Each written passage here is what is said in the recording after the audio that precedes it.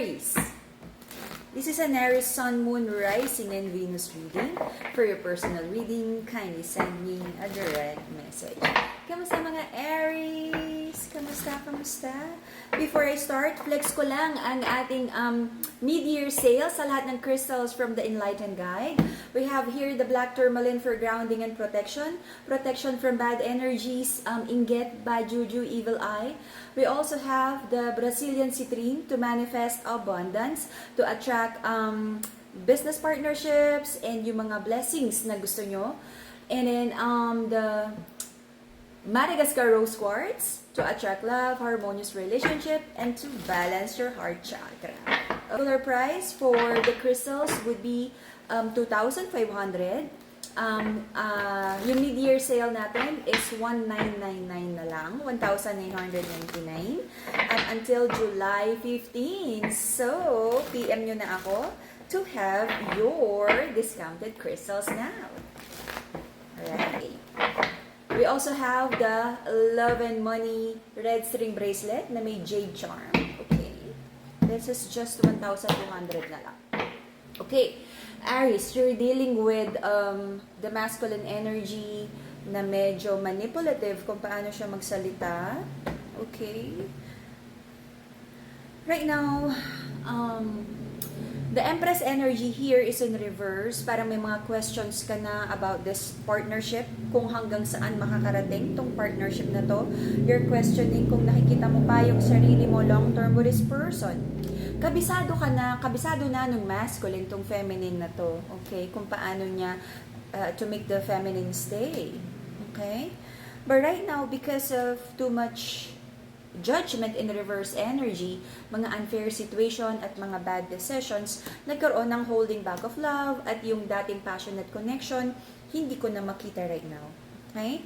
But it feels like there's a moving forward card here. Kung meron mang like misunderstanding, wala akong maramdaman ngayon na maayos na connection or communication. It's like parang inaasikaso nyo muna yung goals nyo, your way, your person's way. Alam mo yan?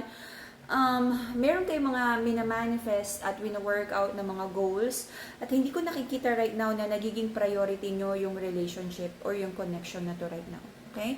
Dahil nahihirapan kayo, there's the feeling of nakakapagod. So, nagpo-focus muna kayo sa finances. Sobrang nagkaroon ng nakakalungkot na energy, but then nagkakaroon din naman ng plano. But nagkakaroon talaga ng challenges on how to make this connection really work out na maayos. Nandun naman yung love, okay? Yung mga pinagsamahan. Pero merong mga dapat ayusin on how you communicate. Kasi parang hindi nagpapakiramdaman. It's more of nag-a-assume kayo kung ano yung gusto, kung ano yung gustong sabihin, kung ano yung mean. Kaya medyo nahihirapan to build together.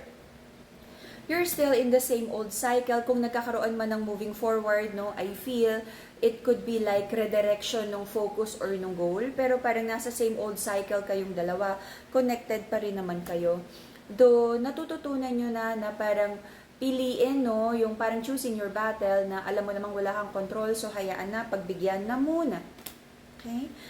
It feels like the masculine here is detaching. Hindi siya ganun kagaling mag-communicate, kaya parang every time na lang na may difficult conversation, may pagka-runner yung energy. Ayaw niyang pag-uusapan. Okay? Nahihirapan siya na gusto lang niya is parang wag na pag-usapan, maayos din yan. Okay? But we know na hindi yun yung totoong buhay, okay? The reason for the reading is the Ten of Wands in reverse. Marami nang nangyari na burden or mabibigat na situation na kailangan ng iwanan in the past to have a new beginning, pag-usapan, magkaroon ng forgiveness, okay? May mga na-expose in the past. The moon carries a lot of secrets. Merong mga na-expose na bagay na hindi mo nagustuhan. But then, you both try to bring justice, itama, or like, dalhin sa court, yung mga injustice na to, okay? So, recent past, parang nagkaroon ng quiet moment, no, na hindi pag-uusap. Kumbaga, kung may mga court case dito, hinayaan na lang na tumakbo yung kaso, You feel so defeated about this, pero sabi mo it is what it is, ganun talaga.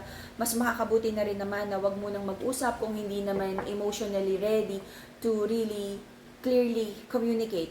Okay? So, meron kang mga prayers and manifestation ni Aries na ipaglaban, okay? Yung mga bagay na you feel important para sa'yo, goals man yan, or pag-ibig. Meron mga gustong ipaglaban, i-pursue ang mga Aries. Okay. Right now, parang ang lakas ng gastos, mas malaki yung like expenses or check your spending habits, okay? Kasi even you manifest bigger income, kung nahirapan ka naman really, yung management mo sa pera is wala rin control, mahirapan ka rin kahit mas malaki yung dumating sa'yo na blessings, alright? Right now, you have the energy of the temperance in reverse. Nawawala ng pasensya, naiinis na naman, triggered na naman ng mga Aries because meron kang gustong kausapin na someone na hindi honest sa'yo. Yung person mo, Aries, sabi niya is gusto na niyang tapusin lahat ng pain, kaya siguro may pagka-runner yung energy niya. Since hindi niya makaya na harapin ka at maging honest sa'yo at ayusin tong situation, nag-a-avoid na lang siya. May problema din may inaayos din sa finances tong person mo, okay? Kaya siguro gusto muna niyang mag-focus din sa finances. Nahihirapan siya na i-deal both yung relationship and yung finances, okay? Taking a leap of faith, your person is having a new beginning or having a new mindset.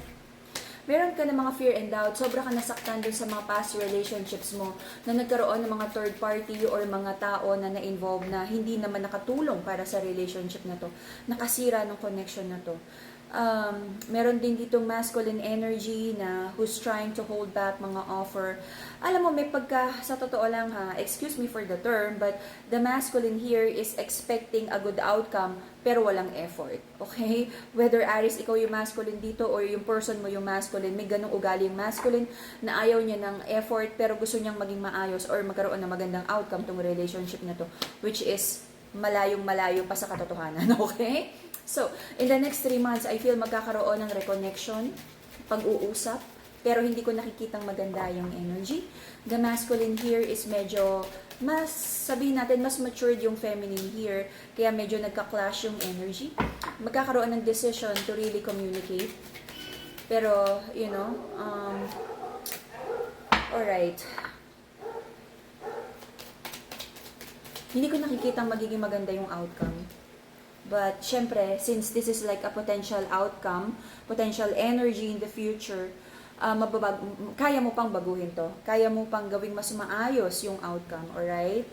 Okay, so, yung mga offer here ng communication or apology or conversation, medyo mabagal, nagpapakiramdaman, finding the wisdom kung ano mga dapat sabihin, kung anong dapat i-explain, ano lang yung kayang ipaliwanag, alright?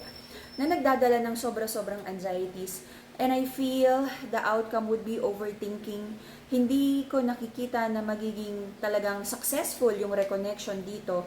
At kung ano man yung para magkakaroon ng realization na parang kailangan pa ng more time to think at space sa inyong dalawa para makuha yung wisdom kung talagang itutuloy pa or kaya pa. Okay, parang nasa limbo yung relationship. And that would be the Aries reading for Sun, Moon, Rising, and Venus. PM nyo kung paano kayo magkaroon ng high quality, blessed, and ritualized na crystals at a very discounted price. PM nyo lang ako. Bye-bye, Aries!